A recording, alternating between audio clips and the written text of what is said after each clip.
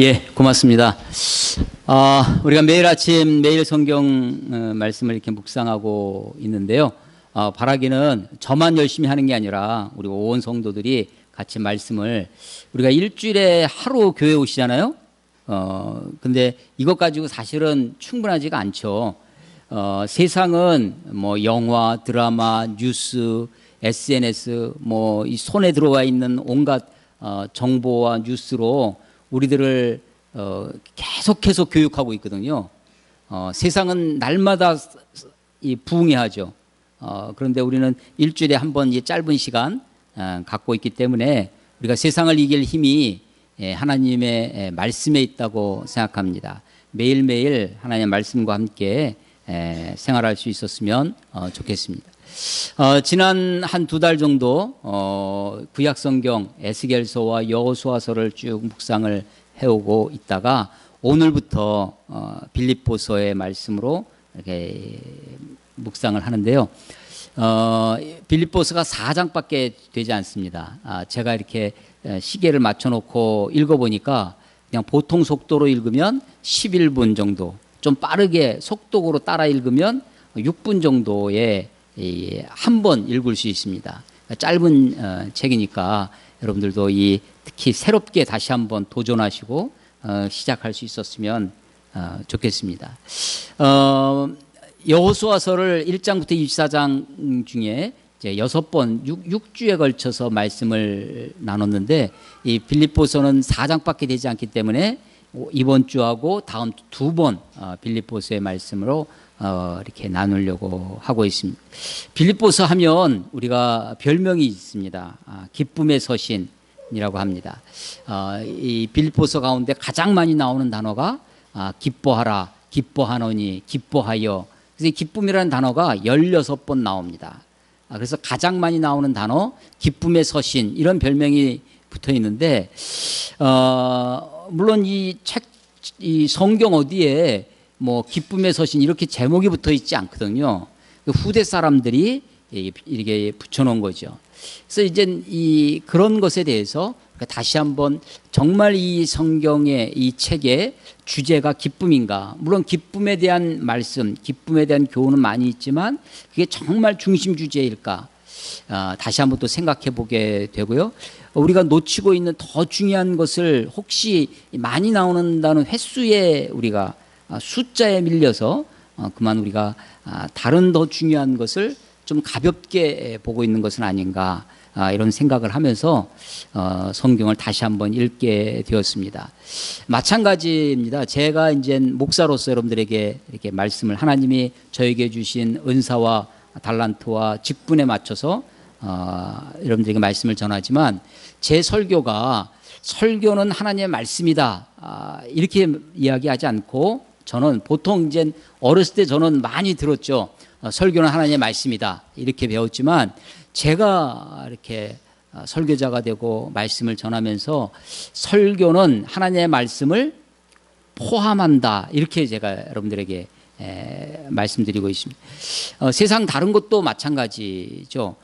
영화도 하나님의 말씀을 포함할 수 있고 소설책도 하나님의 말씀을 포함할 수 있는데 적어도 설교라고 하는 장르가 하나님의 말씀을 포함하기에 가장 좋은 그릇이라고 생각되어집니다. 그래서 좋은 설교자는 하나님의 말씀을 많이 담는 설교가 좋은 설교죠.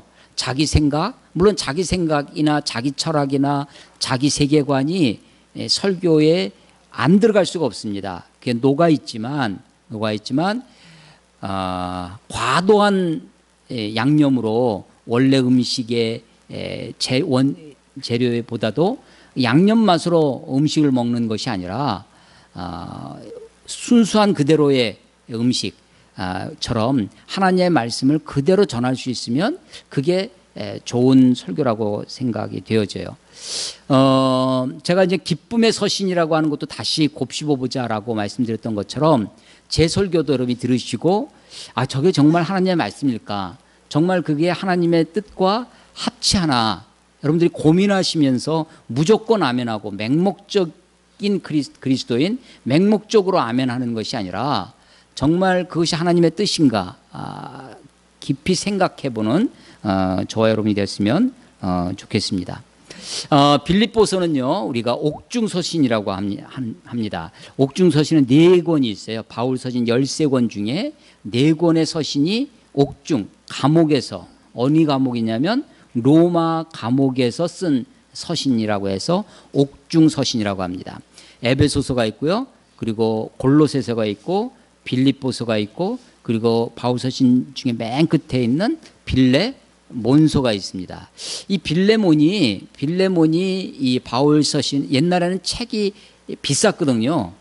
부자들만 책을 가지고 있고 쉬운 게 아닌데 흩어져 있는 바울서신을 수집한 사람이 빌레몬이다라고 그렇게 이야기가 전해 내려옵니다.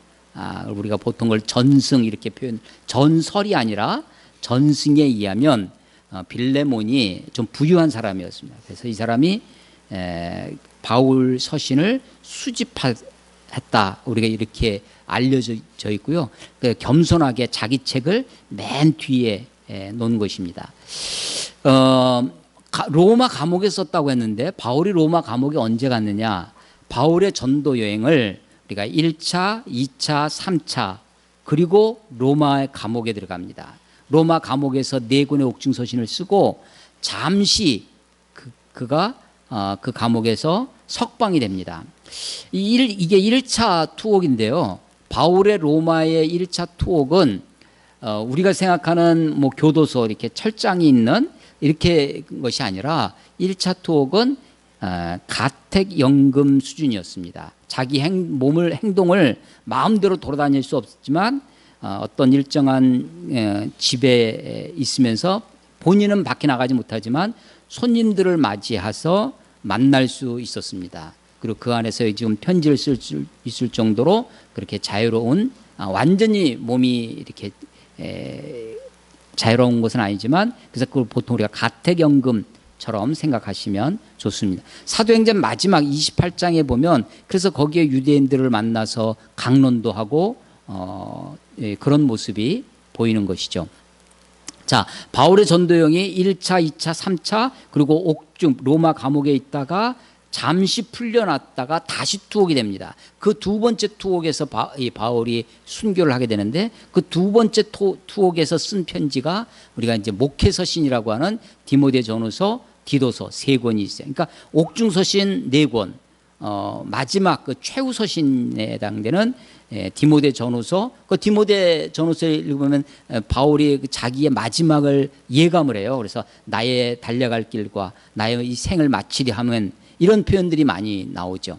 그래서 옥중서신 4권, 목회서신 3권 하면 7권이죠. 나머지 6권이 그 앞에 1차, 2차, 3차 전도 여행 중에 쓰여집니다. 그런데 1차 전도 여행은 어디서 전도 여행을 하는 거냐면 지금의 터키 일대입니다. 그때 성경에서는 그 지역을 아시아라고 불렀어요. 그 터키의 여러 지방 중에 한 지방이 아시아가 있었습니다. 그러니까 유럽 사람들이 보기에는 그쪽이 동쪽이라고 생각해서, 아시아가 동쪽이라는 뜻인데 동쪽이니까 그걸 아시아라고, 그러니까 우리식으로 하면요, 뭐 충청도, 뭐 경상도 하는 한 지방이 아시아 지방이 있는 거예요. 뭐 거기에 이제 갈라디아 지방 뭐 이런 것도 있고 하는데, 나중에 보니까 그 아시아 말고 진짜 동쪽 아시아가 있는 거예요. 인도, 중국. 그래서 여기가 진짜 아시아구나. 이게 이제 그런 건 역사에 많이 있습니다. 콜럼버스가 아메리카 대륙을 발견하는데, 콜럼버스가 자기가 지구는 둥그니까 서쪽으로 가면 그 인도를 갈 수 있을 것이다. 그러니까 처음에 발견한 곳이 그 인도인 줄 알았다는 거 아니에요? 그 서인도 제도, 거기서 만난 아메리카에 있는 원주민을 보고 인디안이라고 부르는 거죠. 인도 사람이라고 생각을 했는 거예요. 근데 나중에 보니까 인도가 다른 거 있고 거기는 그래서 아메리칸 인디안 이렇게 부르는 것처럼 터키 일대에 있던 원래 아시아를 우리는 이제 나중에 그를 소아시아라고 부르는 겁니다. 그래서 이제 거기를 터키 일대를 소아시아 지방이라고 우리가 보통 대표적으로 말하는데, 1차 전도 여행은 소아시아 지역을, 거기는 이제 육로로 다니는 거예요. 이스라엘 땅에서부터 다 있는 거죠. 안디옥에서 이 전도 여행을 출발했는데 1차 전도 여행 소아시아 지방의 전도 여행을 돌아왔습니다. 2차 전도 여행은 두 번째 전도 여행은 그 1차 전도 여행했던 곳들을 재차 방문하고 또 그들이 잘 있는지 살펴보려고. 이제 우리 교회 용어로 하면, 우리 전문 용어로 하면 그걸 뭐냐면 신방이라고 하죠. 그러니까 두 번째 2차 전도 여행의 원래 목적은 돌아보는 것이었습니다. 1차 전도 여행했던 그 곳들을, 그 교회들을 돌아보는 신방의 목적으로 갔어요. 근데 하나님이 자꾸만 그 길을 막는 겁니다. 말씀을 전하지 못하도록 그런 상황이 자꾸만 벌어져서 어떤 지방에 가는데 길이 막히고 또 다른 지방 가고 계속 길이 막히니까 하루는 드로아라고 하는 지방에서 환상을 봐서 건너와서 우리를 도우라. 마게도냐 사람, 유럽 사람이 나타나는 거예요. 그래서 소아시아에서 그 보스포러스 해협이라고 하는 바다, 우리 대한해협처럼 한국과 일본의 그 해협을 넘어가면 일본이 되잖아요. 그런 것처럼 아시아에서 터키 땅에서 보스포러스라고 하는 바다 해협, 협곡이죠. 바다 해협을 건너가면 유럽입니다. 마게도냐예요. 마게도냐는 유명한 알렉산더 대왕이 나왔던 곳이죠. 그 마게도냐 사람이 환상 중에 나타나서 건너와서 우리를 도우라. 그것을 하나님의 뜻으로 바울과 그의 일행이 받아들였다는 것입니다. 그래서 유럽으로 넘어갑니다. 마게도냐로 넘어가는. 그래서 1차 전도 여행의 원래 그 지역을 돌아보려고 하다가 2차 전도 여행은 본인의 뜻, 계획, 그들의 원래 전도팀의 계획과는 완전히 다르게 새로운 지역으로 가게 됐습니다. 유럽 전도의 길이 열리는 거죠. 그 마게도냐의 첫성, 사도행전 16장에 보면 마게도냐의 첫성 빌립보 전도 이야기가 나옵니다. 그 마게도냐의 첫성 빌립 알렉산더 대왕의 아버지입니다. 아버지가 빌립인데 그 빌립의 이름을 따서 도시 이름을 빌립보. 그러니까 그만큼 중요한 도시라는 것을 알 수 있죠. 그러니까 사도행전 16장에는 그 빌립보를 뭐라고 설명을 하냐면 로마의 식민지더라.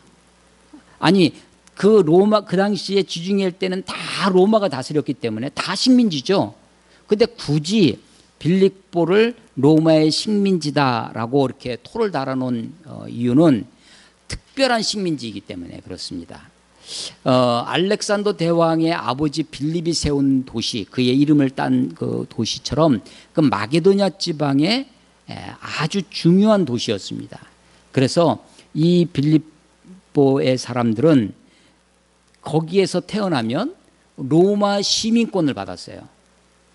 그러니까 요즘식으로 하면 이 로마의 직할시, 로마 땅에, 이탈리아 땅에 없는 다른 나라에 있는 도시지만 그렇게 대우를 받았습니다. 그러니까 나면서부터 우리가 미국 시민권 얻으려고 원정 출산도 하고 막 그러잖아요. 그 당시 사회에 로마 시민권을 가지고 있다는 것은 특권이었죠. 근데 빌립보는 로마의 식민지라 로마의 시민권을 가지고 그 시민권을 주장할 수 있는 도시가 빌립보였습니다. 빌립보에 갔는데 이 빌립보는 알렉산더 대왕의 아버지 빌립처럼 그리스 문화, 헬라 문화가 아주 강한 곳이었어요. 그래서 유대인들이 많이 있지 않았습니다. 유대인들은요, 그 당시 세계에 다 흩어져 살았습니다. 지중해 일대에. 그래서 흩어진 유대인들을 우리가 뭐라고 하냐면 디아스포라라고 합니다. 디아스포라. 이 흩어진 유대인들이 남자 성인 남자, 유대인 남자 10명 이상이 되면 그들은 그곳에 회당을 지었습니다. 시나고규라고 하는 회당을 지었는데 빌립보에는 회당이 없었어요. 그 이야기는 유대인의 회당이 없다는 이야기는 유대인이 없다는 거죠. 유대인들이 숫자가 적었습니다. 그만큼 헬라 문화가 강했던 곳이었죠. 헬라 문화가 창궐했던 곳, 다신교의 지역이었습니다. 바울이 빌립보에 처음 가서 만난 사람은 안식일이 되었는데 회당이 없으니까 바울은 계속 회당을 찾아다니면서 유대인의 회당을 찾아다니면서 전도를 했는데 회당이 없으니까 어디를 갔냐면 기도처를 찾아갔습니다. 그러니까 유대인들이 회당이 없는 곳에는 기도처를 만들었어요. 주로 어디냐면 한적한 강가 이런 곳에 가서 기도를 했는데, 바울도 안식일 날 기도처를 찾아갔더니 거기에 유대인 여자 몇 명이 나와서 기도하고 있었습니다. 그 유대인 여자 중에 한 사람이 누구였냐면 루디아입니다. 루디아는 장사꾼이었어요. 무슨냐면 옷감, 우리가 의식주 하잖아요. 우리 생활에 아주 필요한 옷이 제일 먼저 오잖아요. 그래서 이 옛날에는 비단 장사, 우리 중국의 왕서방 뭐 이렇게 하듯이 이 옷 장사하는 것이 굉장히 부유한 직업 중에 하나였습니다. 이 루디아, 유대인 여자, 안식일 날 기도처를 찾아갈 정도로 경건한 유대인이었습니다. 그리고 장사꾼이었고요. 그리고 헬라 지역에 와서 거기서 이 장사를 하면서 돈을 벌던 이 루디아라고 하는 여자를 만나요. 루디아가 남편 이야기가 없어요. 어쩌면 루디아가 과부였을런지도 모릅니다. 그래서 그의 집도 루디아의 집 이렇게 소개가 되죠. 바울이 그 기도처에서 물가에서 만난 여자들에게 하나님의 말씀을, 복음을 전합니다. 예수 그리스도의 복음을 전하는 거죠. 이 유대인이었던 이 여인들이 마음이 열려서 그 바울의 메시지를 받아들입니다. 그리고 거기서 물이 있으니까 침례를 받아요. 침례를 받아요. 온 가족이 침례를 받고 이 루디아가 강권에서 자기 집으로 모셔드립니다. 그래서 그 전도팀이요. 성경에는 2차 전도팀 바울과 실라 그리고 제자 디모데, 아마도 기록되어지지 않지만 수행원들이 몇 명 있었을 것입니다. 그래서 이 전도팀을 루디아가 자기 집으로 초대를 해서 자기 집에서 유숙하게 하고 거기서 생활하도록 합니다. 그리고 그것이 빌립보 교회의 시초가 되었습니다. 이 빌립보에서 또 만난 사람이 있어요. 첫 번째 만난 사람이 자주장사 유대인 여자 루디아고요. 두 번째 만난 사람이 귀신 들려서 그 귀신의 힘으로 점을 치는 여종을 만납니다. 바울이 그 귀신을 쫓아내서 그 여종을 그 귀신에서부터 해방되게 했지만 그 여종의 주인이 그 여종이 점을 쳐서 이 돈을 벌었는데 귀신이 나가는 바람에 점을 못 치는 거예요. 그래서 그것 때문에 바울을 고소를 합니다. 세상을 어지럽히는 자라고 하는 그런 죄목으로, 그렇게 우리가 받아들이지 못할 풍속을 전하는 자다. 예수를 전하는 것을 헬라 문화권에 있는 그들로서는, 그래서 우리가 그러니까 자기 종이 귀신이 나가서 점을 못 친다, 이 얘기는 쏙 빼고 우리가 받아들이지 못할 풍속을 전하는 자다라고 해서 바울 일행을 고발을 해요.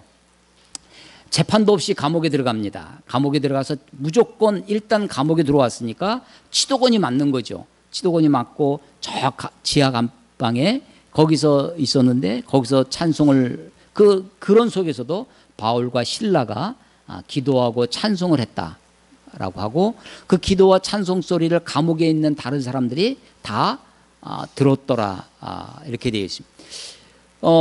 그런데 그날 밤에 그 빌립보 지역에 지진이 일어납니다. 옥문이 막 흔들리고 옥문이 열리고 착고가 클러지고, 간수가 쫓아와서 보니까 다 도망간 줄 알고 간수가 자결을 하려고, 죄수가 도망을 치면 간수는 자기 책임을, 직무를 유기한 거죠. 그 자기 직무를, 자기 사명을 다 못했기 때문에 고대에는 그냥 사형을 당하는데, 그럴 바에는 스스로 죽겠다 해서 자결을 하려고 하는데, 그때 바울이 말리죠. 스탑, 멈추라고, 우리가 여기 다 있다고. 이게 깜짝 놀랍니다. 간수가. 아니, 도망을 치지 않고 그대로 있다니. 이미 바울과 실라가 감옥에 그렇게 맞으면서도 하나님께 찬송하고 기도하는 모습을 이 간수들과 죄수들이 들었기 때문에 이 사람이 어떤 사람인지 정말 신비한 사람. 그런데 옥문이 열리고 착고가 클렀는데도 도망치지 않는 이 사람 앞에 이 간수가 무릎을 꿇습니다. 그러면서 선생님들아, 우리가 어떻게 해야 구원을 얻으리까? 라고 묻게 되죠. 그때 아주 유명한 말씀, 주 예수를 믿으라. 그리하면 너와 내 집이 구원을 얻을 것이다라는 말씀을 그때 하는 겁니다. 자, 그래서 빌립보에서 만난 많은 사람이 있지만 딱 세 부류의 사람이 있습니다. 하나가 뭐냐면 자주 옷감 장사, 유대인 여자, 루디아, 그리고 귀신 들려서 점을 치던 여종, 그리고 간수, 이렇게 세 그룹의 사람을 만납니다. 이 간수도 이 바울 일행을 자기 집으로 초대를 합니다. 그때 당시는 관사처럼 감옥 옆에 이 간수의 집이 같이 붙어 있었어요. 그래서 집에 와서 그 사람들에게 바울이 복음을 전하고 가족 모든 식구가 예수님을 믿고 또 침례를 받는 그런 장면이 있습니다. 아마도 빌립보 교회는 루디아의 집의 가정교회, 그리고 빌립보 간수의 집의 가정교회, 이렇게 교회들이 시작했던 것으로 보여집니다. 그 다음날 감옥에서 그 다음날 이 바울이, 나는 로마 사람인데, 바울은 로마 시민권자였거든요. 나는 로마 사람인데 재판도 하지 않고 나를 이렇게 때리고 감옥에 넣을 수 있냐라고 항의를 합니다. 그 소리를 그 빌립보 감옥의 상관들, 간수들의 상관이 듣고 버선발로 쫓아오죠. 로마 시민권자들이라는 거 깜짝 놀라서 이렇게 우리 도시에서 무리를 일으키지 말고 다른 데로 가달라고 부탁을 합니다. 그래서 바울이 빌립보에서 다음 도시 데살로니가로 가게 됐다라고 하는 것입니다. 그게 이제 빌립보 교회의 이야기예요. 자, 그런데 바울이 지금 이게 2차 전도 여행입니다. 3차, 그리고 3차 전도 여행 끝나고 예루살렘에 왔다가 거기서 체포돼서 로마 감옥으로 압송돼서 와 있는데, 로마에서 지금 빌립보서를 쓰고 있는 거예요. 빌립보 교인들에게 쓰는 것입니다. 저는 이 빌립보서가 굉장히 실제적인 책이다라는 것을 생각하게 됩니다. 우리가 편지를 쓴다는 건 그렇습니다. 편지를 쓴다는 것은 내가 누구한테 편지를 쓰면 그 사람의 내 상황과 그 사람의 상황이 있죠. 그 편지를 쓰는 사람과 편지를 받는 사람의 상황이 있습니다. 콘텍스트가 있는데 그 속에서 편지를 쓰는 겁니다. 그래서 이 빌립보서도 그런 상황 속에서 편지를 쓰는 거죠. 빌립보 교회가 아주 특별한 교회였습니다. 바울로부터 큰 사랑을 받고 바울과 이 빌립보 교인들이 깊은 애정을 주고받았던 그런 교회입니다. 7절에 보면요. 오늘 1장 7절에 보면 내가 너희 무리를, 빌립보 교회 성도들이죠, 무리를 위하여 이와 같이 생각하는 것이 마땅하니 이는 너희가 내 마음에 있음이며. 너희가 빌립보 교회가 바울이 여러 교회를 다녀왔는데 너희가 내 마음에 있다고 합니다. 8절에도 보면 내가 예수 그리스도의 심장으로 너희 무리를 얼마나 사모하는지, 이런 표현들 너무 멋지잖아요. 예수님의 심장으로, 그리스도의 심장으로 사랑한다고. 이 바울이 빌립보 교회를 특별히 사랑합니다. 그런데 이 특별히 사랑하는 데는 그런 배경이 있습니다. 바울이 빌립보에서 그런 고난을 당하고 데살로니가로 왔는데, 이 빌립보에 있던 교회들이 데살로니가에 가 있는 이 바울의 전도팀, 이 팀에게 물질적으로 후원을 하기 시작합니다. 나중에 이 감옥에 왔을 때도 지금은 우리는 감옥에 가면 국가가 나라에서 다 먹이고 입히고 다 재워주고 합니다. 감옥은 완전히 공짜예요. 그런데 고대는 그렇지 않습니다. 우리나라도 그런데 고대 조선시대만 해도 감옥에 들어가면 옥발이를 했습니다. 감옥에 들어가면 바깥에 있는 가족들이 먹을 거 입을 거를 그것을 들여 넣어줘야 그 사람이 감옥에서 사는 거예요. 그래서 이 바울이 이 감옥에 있을 때도, 바울이 전도여행 다닐 때는 물론 여러 후원도 있었지만 바울은 텐트 메이커였습니다. 천막을 만들고 깁고 하는 것이 그의 잡이었어요. 유대인들은 이렇게 디아스포라로 흩어져서 여기저기 돌아다니니까 그 유대인들은 자기 자식들에게 한 가지씩 기술을 가리키는 것이 유대인 가정의 전통입니다. 어디 가든지. 그리고 언제든지 그 나라에서 쫓겨나서 먼 데로 갈 수 있을 때 난리가 난다든지 유대인 박해가 있으면 도망갈 때 언제든지 쉽게 갈 수 있도록 보석, 그래서 유대인들은 보석상이 많죠. 그 작은 덩어리를 들고 갈 수 있도록. 그리고 다른 건 다 빼앗겨도 빼앗지 못하는 게 있는데 그게 지식이었습니다. 그 유대인들은 자녀들에게 지식을, 공부를 시키는 것, 그리고 이 기술을 가르치는 것, 그리고 이렇게 장사, 언제든지 가지고 다른 나라로 피신 가고 도망갈 수 있도록 그렇게 하는 거죠. 바울도 바울은 원래 직업으로 따지면 학자입니다. 학자인데 이 바울도 텐트, 이 천막을 깁는, 장막을 만들고 깁고 하는 것들을 그걸 잡으로 했었습니다. 그래서 우리가 그것을 텐트 메이커라고 하는데 바울은 그렇게 전도 여행을 다녔죠. 그런데 감옥에 와 있으면 그 자기의 그 잡을 할 수가 없잖아요.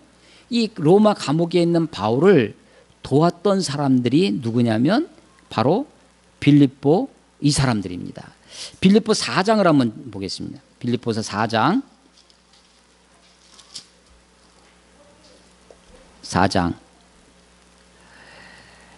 15절 빌립보 사람들아, 예, 거기죠. 빌립보 사람들아, 너희도 알거냐 복음의 시초에 내가 마게도냐를 떠날 때 주고받는 내 일에 참여한 교회가 너희 외에 아무도 없었느니라. 그러니까 마게도냐에서 여러 교회들을 바울이 전도하고 세우기도 하고 했는데 마게도냐를 떠나서 그 밑에 아가야, 고린도 이렇게 내려옵니다. 그럴 때 바울에게 그 마게도냐를 떠날 때 주고받는 일, 도와주는 일을 한 유일한 교회가 누구라는 거예요? 빌립보 교회라는 겁니다.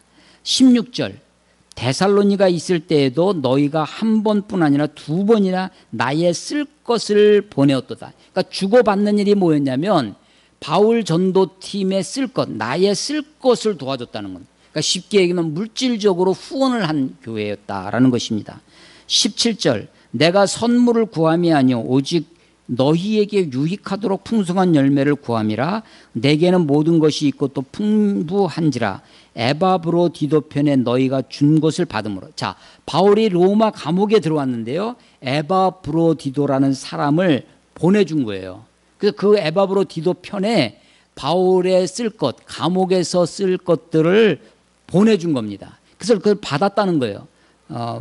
너희가 준 것을 받았으므로 내가 풍족하니 이는 받으실 만한 향기로운 제물이요 하나님을 기쁘시게 한 것이라. 빌립보 교회가 바울 전도팀을 공개했습니다. 물질적으로 후원하고 도왔어요. 뭐 이야기하면 자기들이 가지고 있는 물질을 나누어 준 거죠. 그런데 그 나눔이 하나님이 받으실 만한 향기로운 제물이 됐습니다. 그러니까 나눔이 드림이 된 거예요. 4장 18절에 이렇게 되어 있죠. 너희가 준 것을 받았으므로 내가 풍족하니 이는 받으실 만한 향기로운 제물이요 하나님을 기쁘시게 한 거라. 아니 빌립보 교회는 예배 시간에 드린 예물로 제사 시간에 드린 제물로 드린 것이 아니라 바울 전도팀을 쓸 것, 바울을 후원한 것입니다. 그런데 그 나눔이 그게 하나님께서 받으실 만한 향기로운 제물, 드림이 됐다. 나눔이 드림이 됐다라고 하는 것이죠. 자, 다시 1장으로 와 보십시오. 1장에 보시면 이 빌립보 교회가 2차 전도여행의 첫 번째 교회였어요. 그 2차 전도여행, 3차 전도여행 예루살렘으로 갔다가 2년 동안 예루살렘에 이스라엘에 갇혀 있었습니다. 그리고 다시 로마에 압송돼 와요. 그 여러 오랜 세월이 지나는 사이에 빌립보 교회가 안정이 되고 성장을 했습니다. 1절 보시면 그리스도 예수의 종 바울과 디모데는 그리스도 예수 안에서 빌립보에 사는 모든 성도와 또한 감독들과 집사들에게 편지하노니. 빌립보 교회에 편지하는데 우리가 지금 교회에서 쓰지 않는, 물론 일부 쓰는 교회도 있지만 감독들이라는 직분이 나옵니다. 감독. 우리는요, 우리 침례교는 이 감독 그리고 장로, 목사 이것을 다 같은 사람, 같은 직분으로 봅니다. 그러니까 감독은 그야말로 감독하는 거죠. 위에서 보는 거예요. 오버시어입니다. 그러니까 교회를 지도하고 교회를 이끌어가는 사람들이라는 의미에서 그 역할을 강조할 때 감독이라고 불렀고요. 나이 많은 연장자, 어르신이라는 의미로 부를 때는 장로라고 불렀고, 교회들을 이 양들을 가르치고 목양한다고 할 때는 목사라고 불렀습니다. 이게 다 동일한 사람, 똑같은 사람을 감독 따로 있고 목사 따로 있고 장로 따로 있었던 것이 아니라 똑같은 사람을 어떨 때는 감독이라고 부르고 어떨 때는 목사라고 부르고 어떨 때는 장로라고 불렀던 것이다 라고 하는 거죠. 지금도 이제 장로교에서 장로님이 있고 목사님이 있는데 사실은 목사도 장로의 일종입니다. 이라고. 근데 말씀을 가리키는 장로라는 면에서 목사라고 부르는 거죠. 그러니까 그게 장로교예요. 감독은 어디서 부르느냐? 감리교에서 불러요. 감리교에서 목사들 위에, 목사들이 많은데 목사들을 지도 감독하는 감독을 뽑습니다.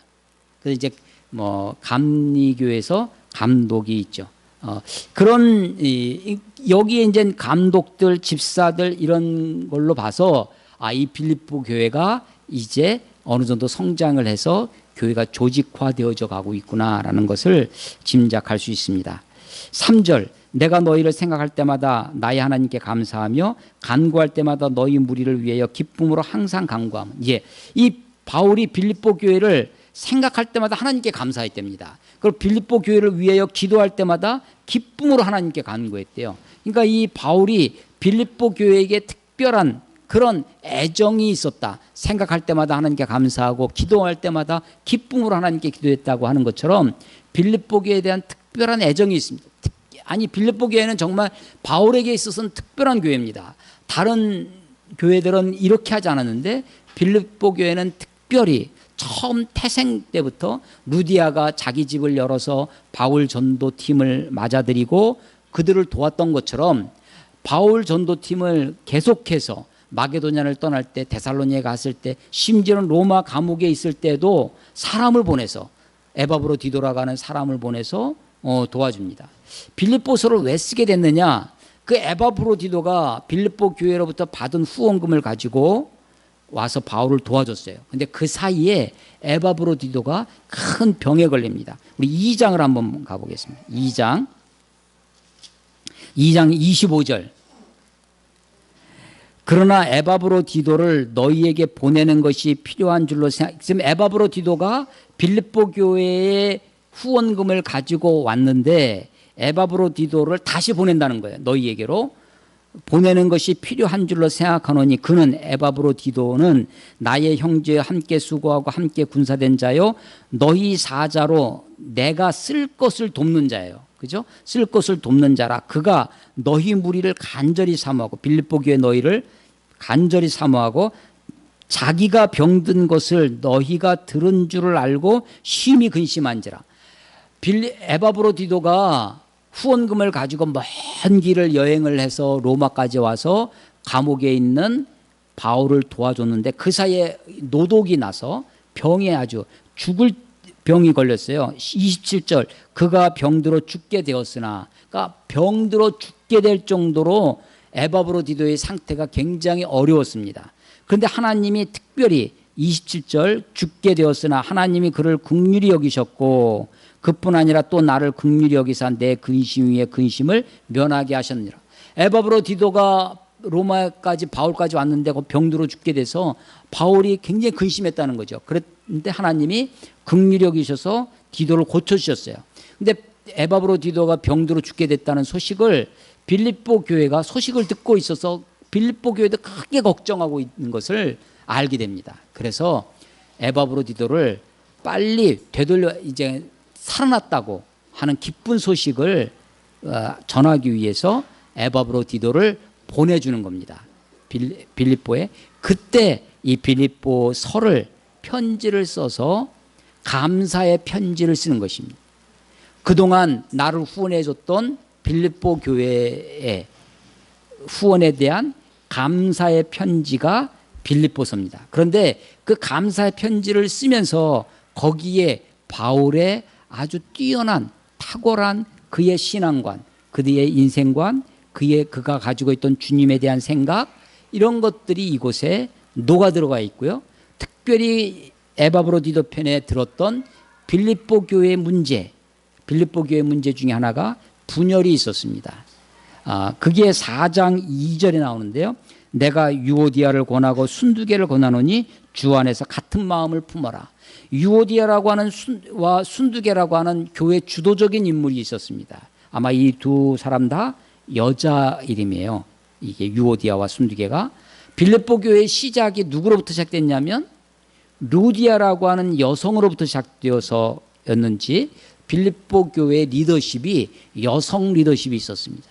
근데 유오디아와 순두개가 서로 다툼이 있었어요. 물론 이것이 교회 안에서, 빌립보 교회 안에서의 열심히 서로 있어, 아주 둘 다 방관하고 하는 것이 아니라 둘 다 열심히 있는데 서로 한 마음이 되지 못해서, 그래서 교회가 하나 되어질 것. 그래서 빌립보서에 보면 교회 공동체가 하나 되어질 것, 한 마음, 같은 마음을 품고 한 마음으로, 이것이 계속해서 강조되어지고 있습니다. 그래서 빌립보서를 쓴 두 가지 목적을 이야기하면, 하나가 그동안 후원해 준 이 빌립보 교회에 감사의 편지를 전하는 것입니다.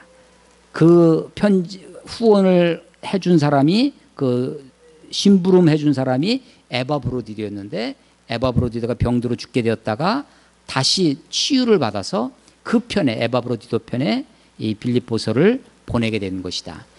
우리는 우편이라는 제도가 있지만 고대는 우편 제도가 없으니까 다 사람이 변하는 거죠. 전하는 겁니다. 인편입니다. 인편이 아니고서 사람이 없이는 편지를 전달해 줄 수 없으니까.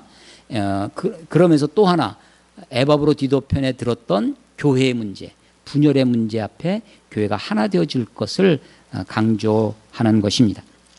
다시 1장에 와보십시오. 1장 5절. 너희가 첫날부터 이제까지, 언제냐면 루디아를 만나서 처음 교회가 세워지면서부터 지금 2차 3차 로마 감옥에 와 있는 지금까지 복음을 위한 일에 참여하고 있기 때문에 내가 너희들을 생각할 때마다 하나님께 감사하고 너희를 위해서 기도할 때마다 기쁨으로 하나님께 기도한다는 거예요. 자, 5절 다시 한번 보세요. 너희가 첫날부터 이제까지 복음을 위한 일에 참여했다. 복음 그 자체를 전하는 일은 누가 했냐면 바울 일행이 합니다. 전도자가 있어요. 근데 빌립보 교회는 무슨 일을 했어요? 그 전도팀을 돕는 일을 위했습니다. 그러니까 복음을 위한 일을 한 거예요. 그 일을. 6절. 너희 안에서 착한 일을 시작하신 이가, 그 착한 일은 뭘까요? 그러니까 돕는 일입니다. 전도자들을 돕는 일, 복음을 위한 일을 하는 일, 그 착한 일을 시작하신 이가 그리스도 예수의 날까지 이루실 줄을 우리가 확신하노라.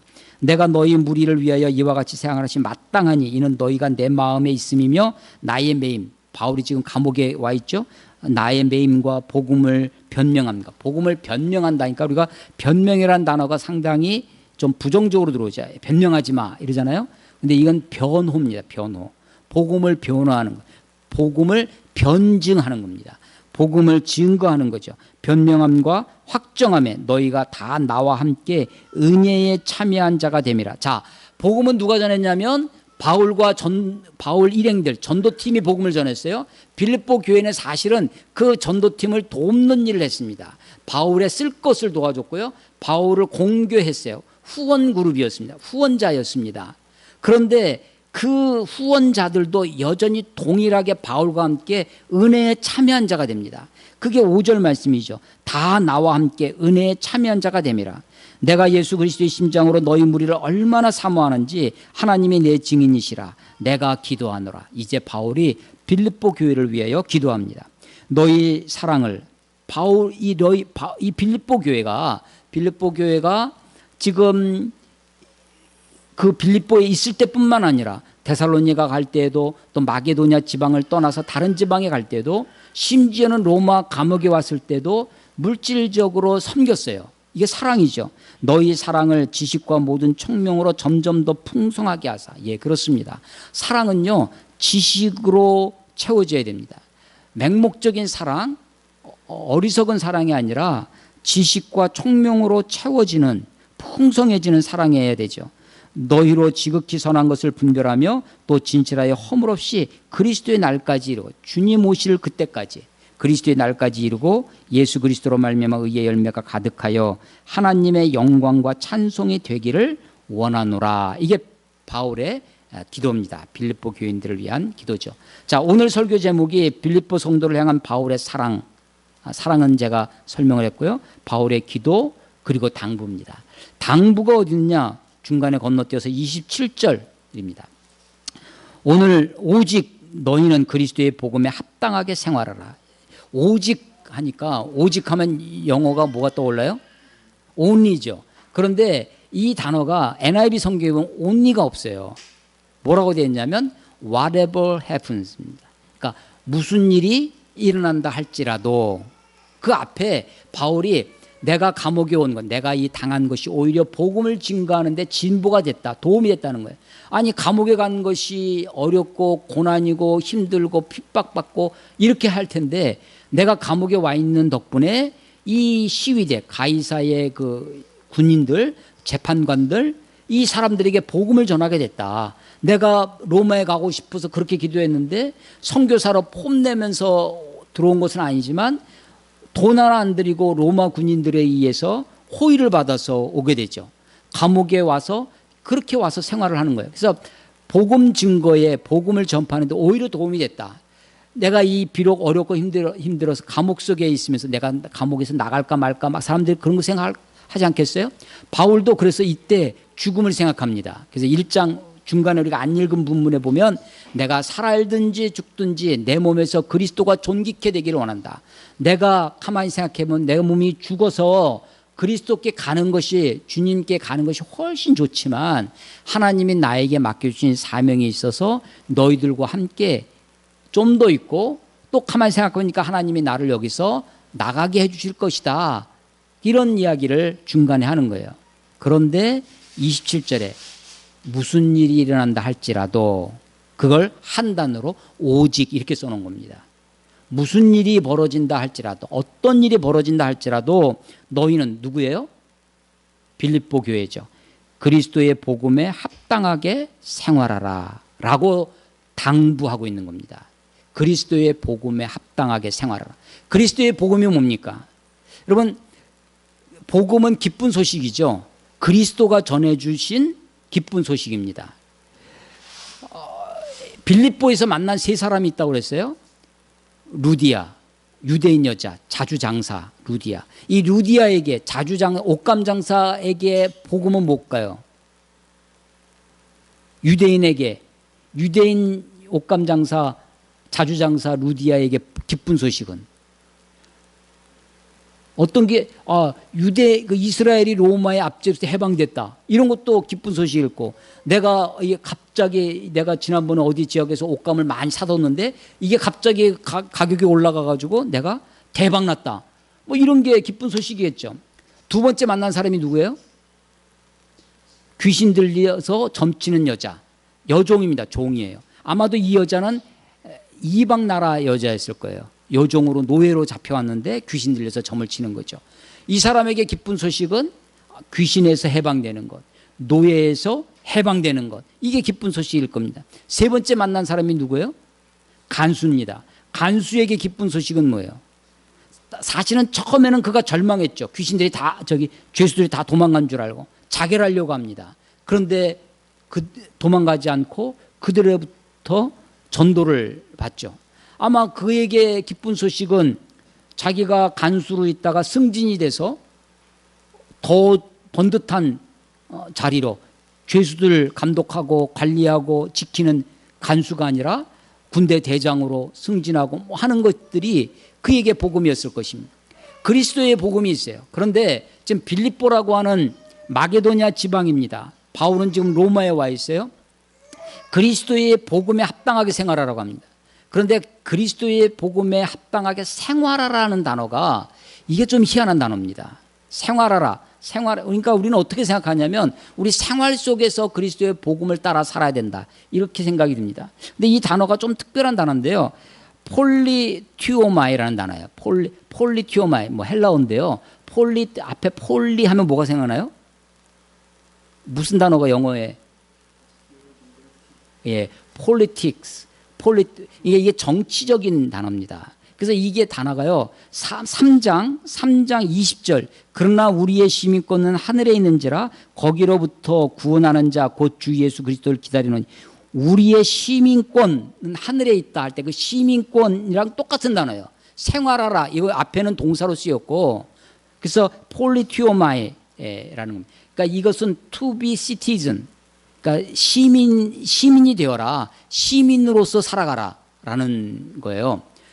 그러니까요, 지금 빌립보 사람들은 프라이드가 있습니다. 어떤 프라이드가 있냐면, 로마 시민, 비록 마게도냐 지방이지만, 그리스 땅이지만, 우리는 로마 시민권자라고 하는 그런 자부심이 있는 사람입니다. 그들에게 내세우는 게 있어요. 로마 시민권입니다. 그런데 너희들은 그리스도의 시민권으로 살아가라는 거예요. 그리스도의 복음에 합당한 그 가치의 시민권이라는 겁니다.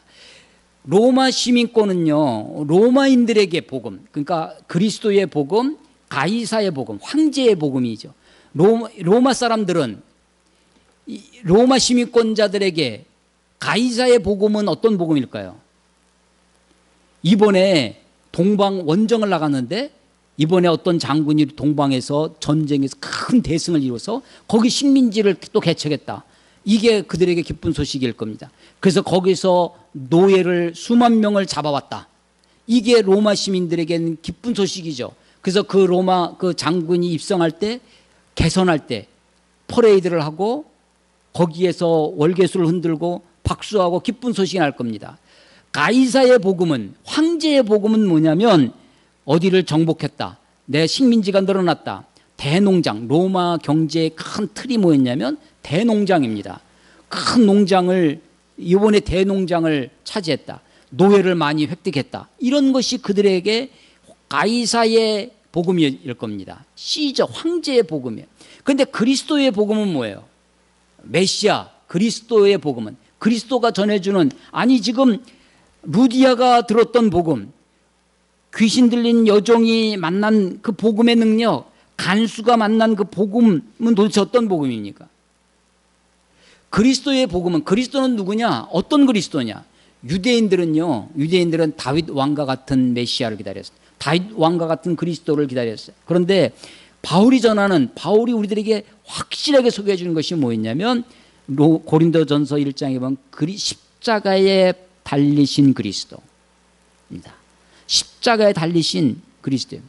뭐가 복음이냐? 그리스도의 복음은 우리에게, 내가 우리의 죄로 말미암아 죽을 수밖에 없는 죄성이 있는 하나님으로부터 원수된 우리를, 죄와 사망의 권세 아래에 있던 우리들을 그 죄에서부터 해방시켜 주셨다는 그 복음입니다.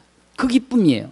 그리스도의 복음, 이 복음은 나의 과거의 죄만 해결해 줬다고 하는 그 과거의 문제만 해결해 준 것으로 끝나지 아니하고, 3장, 빌립보서 3장 20절에 우리 아까 읽은 것처럼, 그러나 우리의 시민권은 하늘에 있는지라 거기로부터 구원하는 자 곧 주 예수 그리스도를 기다리노니. 다시 오실 주님, 그래서 이 땅 가운데, 온 세상 가운데 만왕의 왕으로 모든 사람으로 하여금 그 밑에 무릎을 꿇게 하시는 만왕의 왕이신, 만주의 주이신 주님으로 오실 그 주님을 소망하게 하는 것입니다. 그리스도의 복음에 합당하게 생활하라. 이 생활하라는 단어는 그리스도의 복음에 합당한 시민으로 살아라라는 것입니다. 근데 이 시민의식이, 이 시민권이, 우리는 시민의식이 언제 생겼냐? 대표적으로 프랑스 대혁명과 같이 근대 이후의 산물입니다. 봉건 시대를 지나서 근대화되어서 소위 시민 의식이 생기고 시민 사회가 생겨납니다. 우리 한국 사회도 지금 홍콩의 지금 문제처럼 우리는 80년대, 70년대, 80년대 거치면서 소위 시민혁명, 시민운동, 시민의식, 시민의식을 여러 가지로 설명할 수 있지만, 그런 어떤 프롤레타리아 혹은 무산계급, 어떤 우리 대중, 민중, 그런 시민의식이 아닙니다. 여기서 이야기하는 그리스도의 복음에 합당하게 생활하라 할 때 그 생활하라고 하는 것이 그리스도의 복음, 그리스도의 복음이 뭐냐? 내 죄를 감당하신, 나의 영원한 문제를 해결해 주신, 그래서 다시 이 땅에 오실 만왕의 왕이신 가이사의 복음이 아니라, 황제의 복음이 아니라, 황제는 정복하고 차지하고 대농장, 많은 노예들, 그런 것입니다. 오늘날 우리도 자본주의 사회 속에서 살고 있습니다. 자본주의의 복음이 뭐예요? 자본주의의 복음이 우리가 기업을 크게 일구고 돈을 많이 대박나고 주식 대박나고 부동산 많이 차지하고 그런 것이 복음일 것입니다. 승진하고 출세하고 이런 것이 복음이, 이게 우리 기독교 안에도 들어와 있습니다. 광장 기독교가 광장까지 나와 있습니다. 저한테도 최근에도 수없이 이제 카톡이 옵니다. 광장으로 나오라고. 좀 무슨 말만 하면 요즘은 이 좌파 빨갱이 소리를 그냥 쉽게 들을 수 있는 그런 세상에 돼 있어요. 아니 양쪽 다, 그런데 보면 양쪽 다 정말 나라를 사랑하는 사람들도 있습니다. 정말 애절한 마음으로 나라가 곧 김정은한테 넘길 것 같아서 걱정이 돼 있는 그런 아주 순수한 사람들도 있습니다. 우리가 이 성경에서 이야기하는 이 복음에 합당하게 생활하라, 복음에 합당한 시민이 되어라 라고 하죠. 그래서 정치에 무관하면 안 된다. 양쪽 다 그래요. 양쪽 다 정치에 무관하면 안 되고 빨리 나오라고 그렇게 이야기를 합니다.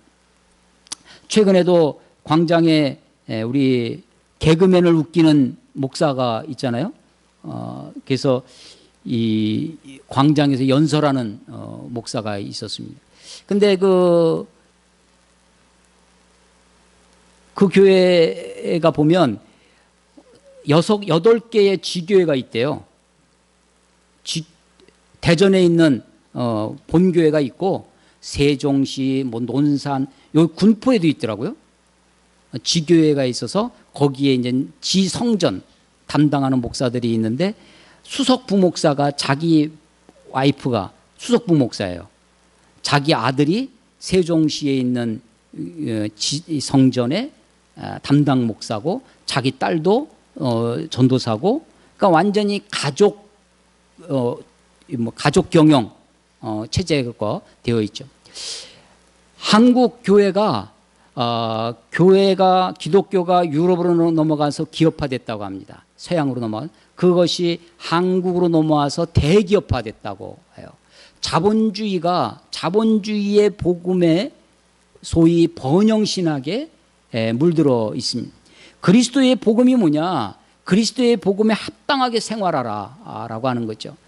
가이사 황제의 복음이 아니라, 자본주의의 복음이 아니라, 물질의 복음이 아니라, 세속의 복음이 아니라 그리스도의 복음에, 그리스도가 어떤 분이냐? 오늘 찬송가 주님의 마음을 본받는 자, 우리가 찬송을 불렀는데 이 빌립보서의 유명한 본문이 있죠. 빌립보서 2장 5절에 너희 안에 이 마음을 품으라. 곧 그리스도 예수의 마음이니 그는 근본 하나님의 본체시나 하나님과 동등됨을 취할 것으로 여기지 아니하시고 오히려 자기를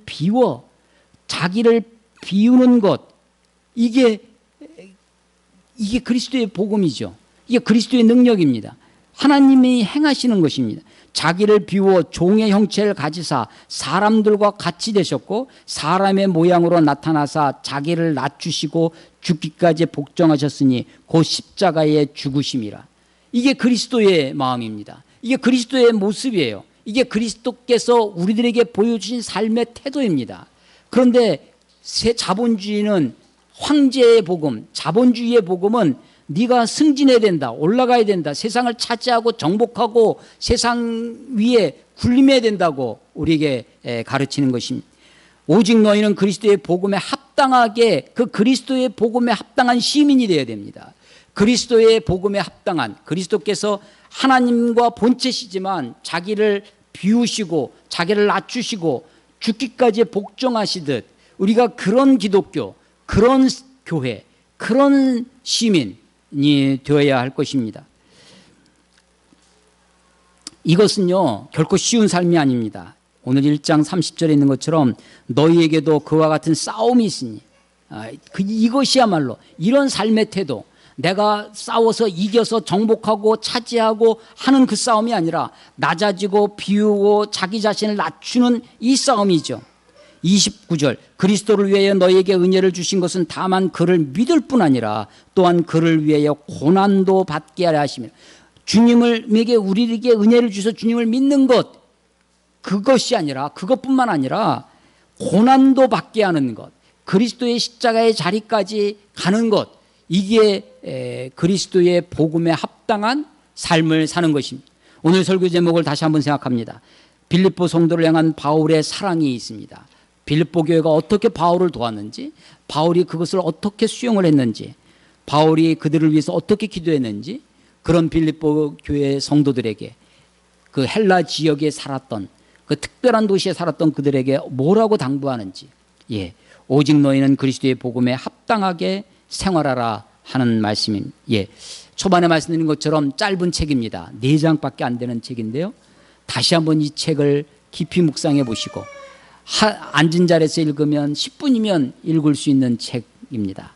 한번 곱씹어 보시고 나는 어떻게 이 땅에서 살아야 될지, 우리가 어떻게 하늘의 시민권을 가지고 살아간다면, 로마 시민권이 아니라 미국 시민권이 아니라 하늘 시민권을 가지고 살아간다면 우리가 이 땅에서 어떤 모습으로 살아야 할지를 다시 한번 깊이 생각하시고